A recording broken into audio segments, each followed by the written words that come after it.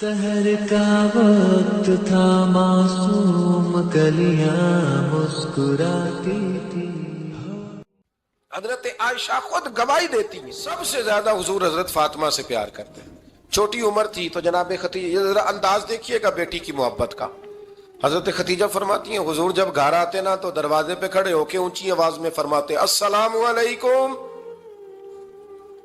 کہتے ہیں حضور نہ سلام لیتے، میں جواب دیتی اپنے گھر حضور آئے ہیں پر نبی پاک دروازے پہ ہی کھڑے ہیں۔ فرماتی ہیں کھڑے رہتے حضور، میں پھر تھوڑا ہنستی اور پھر میں کہتی فاطمہ سنتی ہو؟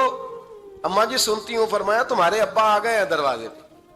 تو فرماتی ہیں جناب فاطمہ وہاں سے دوڑ کے آتی اور رسول کریم کا دروازہ کھولتی، پھر نبی پاک کو انگلی سے پکڑ کے اندر لاتی۔ فرماتی ہیں جب تک وہ جاتی نہیں اللہ کے رسول دروازے پہ کھڑے رہتے، وہ انگلی پکڑ کے لاتی، پھر رسول کریم انہیں گود میں بٹھا لیتے۔ فرماتے ہیں وہ چھوٹی چھوٹی باتیں پوچھتی اور حضور ان کے بڑے بڑے جواب دیتے۔ وہ چھوٹی چھوٹی باتیں، بچپن کی ایک بات لکھی ہے ہمارے محدثین نے، ایک دن چھوٹی عمر میں، بالکل چھوٹی عمر میں حضرت فاطمہ نے پوچھا یا رسول اللہ میں اپنے رب کو کب دیکھوں گی؟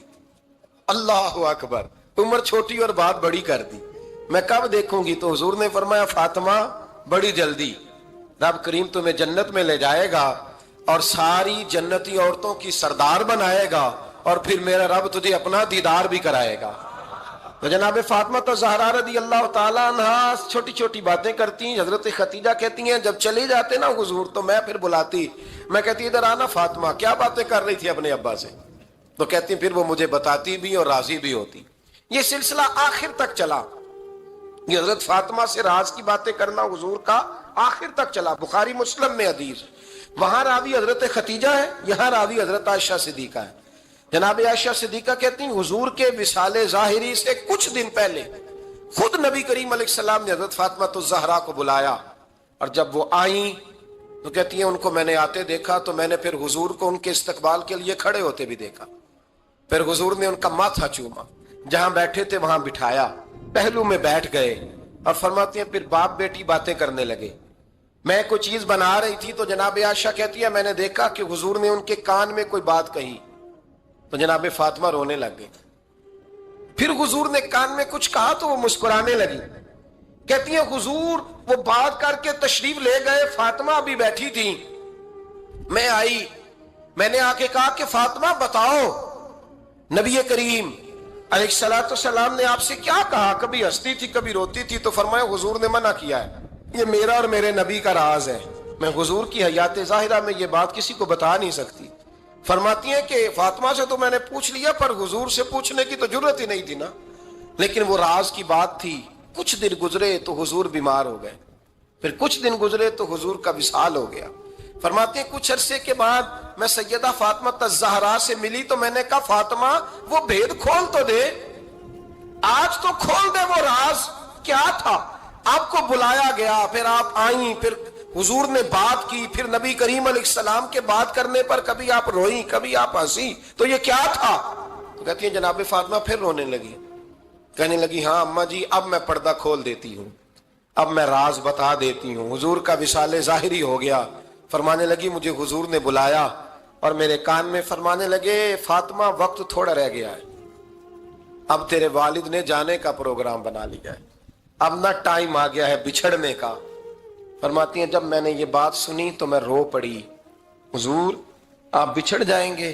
کہتی ہے میں روئی۔ ذرا حدیث کے جملوں پہ غور کرنا، ماتی تھوڑی دیر گزری تو حضور نے میرے کان میں کہا فاطمہ پتر رو نا، بیٹے رو نا، میرے جانے کے بعد جو سب سے پہلے میرے پیچھے آ کے مجھے ملے گی نا بیٹی وہ تو ہی ہوگی۔ اللہ کرے میں سمجھا سکوں آپ کو بات، جب کہا نا کہ میں وصال کروں گا تو رو پڑی، اور جب کہا نا میرے بعد تیرا بھی جلدی وصال ہو جائے گا تو حضرت فاطمہ نے ہنسنا شروع کر دیا۔ کیا پیار ہے میرے محبوب علیہ الصلوۃ والسلام کے ساتھ جناب فاطمہ کا۔ ان کے وصال کی خبر سنی تو رو پڑی اور اپنے کی سنی تو ہنس پڑی۔ اور پھر حضور نے کہا فاطمہ تجھے یہ بھی پتا ہے نا کہ اللہ تجھے جنتی عورتوں کا سردار بنائے گا، یہ بھی تجھے پتا ہے۔ تو جناب فاطمہ الزہرا کے ساتھ شروع سے لے کر آخر تک میرے رسول کریم علیہ السلام کی محبت رہی، پیار رہا، اور جناب فاطمہ کا جو حضور سے پیار تھا چھوٹی سی عمر تھی حضرت فاطمہ کی جب حضرت خدیجہ وصال کر گئیں. تو کسی نے کہا فاطمہ سب سے پہلے گھر سے کب نکلنا ہوا؟ تو بخاری مسلم میں حدیث ہے، اللہ کے نبی نا بیت اللہ شریف کے سامنے سجدے میں تھے تو ابو جہل کو شرارت سوجی. شرارت، اس نے کچھ لوگوں سے کہا، عقبہ بن نبی معیط تھا، کچھ اور لوگ تھے، کہنے لگا میں ابھی رستے سے گزرا ہوں تو وہاں کسی نے اونٹ ذبح کیا ہے. تو اونٹ کی اوجڑی، آپ نے اوجڑی دیکھی ہے نا، جانور کی اوجڑی بڑی وزنی ہوتی ہے، اس میں گندگی ہوتی. اونٹ کی اوجڑی بڑی وزنی ہوتی تھی. کہنے لگا وہاں اونٹ کی اوجڑی پڑی ہے، وہ دیکھو نبی پاک معاذ اللہ سجدے میں ہے، تو معاذ اللہ ثم معاذ اللہ وہ اونٹ کی اوجڑی اٹھاؤ حضور کی گردن پہ رکھ دو. تھوڑا سا مشکل سے جمعہ پڑھنا پڑ جائے نا، اور تھوڑا سا مشکل سے پڑھانا پڑ جائے تو ہم دین کے بہت بڑے خدمت گزار بن جاتے ہیں. یہ دیکھو سجدے کتنی مشکل سے ہو رہے ہیں، یہ دیکھو سجدے کتنی مشکل سے ہو رہے ہیں، کتنی مشکل سے حضور کے سر انور پر اوجڑی رکھ دی. یہ وہ وقت ہے کہ نہ تو چچا ابو طالب ہیں جو پہنچ جاتے، نہ جناب ختیجہ ہیں جو بندوبست کرتی. تو کسی نے نا جناب ختیجہ کے دروازے کے سامنے منہ کر کے کہا کہ محبوب کے گھر والوں حضور کے سر اقدس پر اوجڑی رکھ دی ہے کسی، اور حضور سر اقدس اٹھاتے ہیں تو تکلیف محسوس کرتے ہیں. جناب فاطمہ کہتی پہلا دیہڑا تھا جب میں چہرے پہ کپڑا ڈال کے نا تو اپنے بابا کے لیے نکلی. فرماتی پہلا دن تھا، میں حرم کعبہ میں پہنچی، حضور کو سجدے میں دیکھا تو چھوٹے چھوٹے ہاتھوں سے میں نے اوجڑی نیچے گرائی. حضور بولے کچھ نہیں، نہ میں نے کوئی بات کی. میں نے حضور کی انگلی کو تھاما اور میں کنویں پہ لے آئی. حضور بھی نہیں بولے، جناب سیدہ فرماتی میں بھی نہیں بولی. حضور بیٹھ گئے اور میں کنویں سے پانی نکالنے لگی. میں حضور کی زلفیں دھوتی جاتی اور حضور روتے جاتے، زلفیں دھوتی جاتی اور حضور روتے جاتے. پھر حضرت فاطمہ نے جب حضور کی زلفیں دھو لی تو ہاتھ اٹھائے، کہا اے اللہ کہ جنہوں نے میرے بابا کو تکلیف دی ہے نا ان کو برباد کر دے. میں رات روایت پڑھ رہا تھا مشکات سے تو میں حیران ہو رہا تھا کہ یہ عجیب منظر ہے، یہ عجیب منظر ہے کہ جب طائف والے پتھر مارے اور نبی کریم علیہ السلام سے حضرت زید بن حارثہ کہ حضور دعا کریں گے تباہ ہو جائے، تو نبی پاک کہ نہیں زید میں نے نہیں ان کے لیے تباہی کی دعا کرنی، یہ نہیں ٹھیک ہوتے تو ہو سکتا ہے ان کی نسلیں ٹھیک ہو جائیں. اور جب احد میں وہ لوگ پتھر مار کے دانت شہید کر دیں، حضرت ابوبکر صدیق جیسی ٹھنڈی طبیعت کا آدمی عرض کرے حضور دعا کریں گے تباہ ہو جائے، تو حضور نے فرمایا اللہم اہد قومی فإنہم لا یعلمون، یا اللہ میری قوم کو ہدایت دے، یہ جانتے نہیں یہ کیا کر رہے ہیں. حضور نے کبھی بھی کسی کے لیے دعائے ضرر نہ فرمائی. لیکن آج یہ عجیب منظر ہے، شاید یہ واحد وہ وقت ہے کہ جناب فاطمہ الزہرا نے جب کہا نا کہ اے اللہ انہیں برباد کر دے جنہوں نے آج میرے والد کو تکلیف دی ہے، حضرت فاطمہ کی دعا سن کے تو حضور نے بھی ہاتھ اٹھائے، کہا اے اللہ جیسے میری بیٹی کہتی ہے نا ویسے ہی کر دے، اللہ کر دے انہیں برباد. فاطمہ جیسے کہتی ہے ویسے، اللہ کرے آپ کو سمجھ آئے میری بات کی کہ وہاں جہاں شدید تکلیف دی گئی وہاں حضور نے کسی کے لیے ایسی دعا، اور یہاں فرمایا اللہ جیسے فاطمہ کہتی ہے ویسے. اللہ اکبر.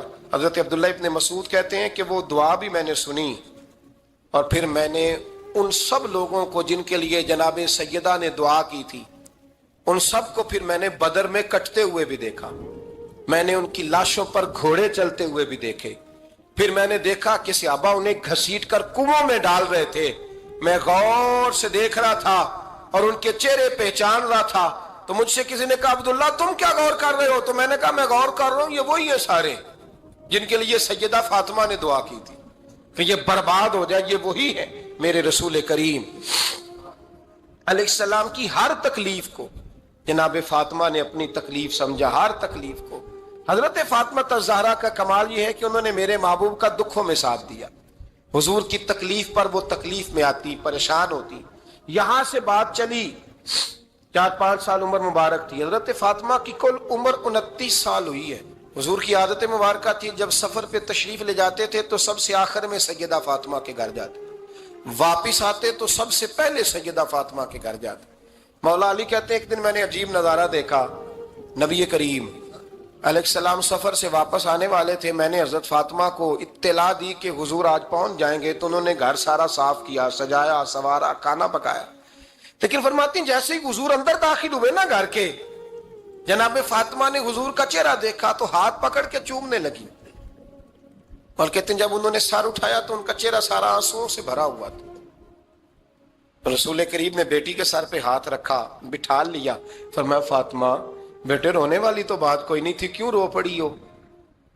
तो अर्ज करने लगी महबूबा मैं बचपन से देख रही हूं, मेहनत करते, जद्दोजहद करते, मुशक्कत करते, या रसूलल्लाह आज आप आए हैं तो आपके चेहरे पर थकावट के आसार हैं, हुजूर वजूद थका हुआ है।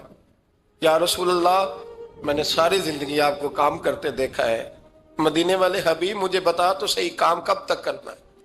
को वक्त आएगा जब आपकी कमर भी बिस्तर से लगे, को टाइम आएगा आप घर में बैठे मन पसंद गिजाएं खाएं, हुजूर कब तक ये जद्दोजहद करनी है, कब तक ये काम होगा? जनाब फातिमा फरमाती हुजूर ने मेरे आंसू पूछे।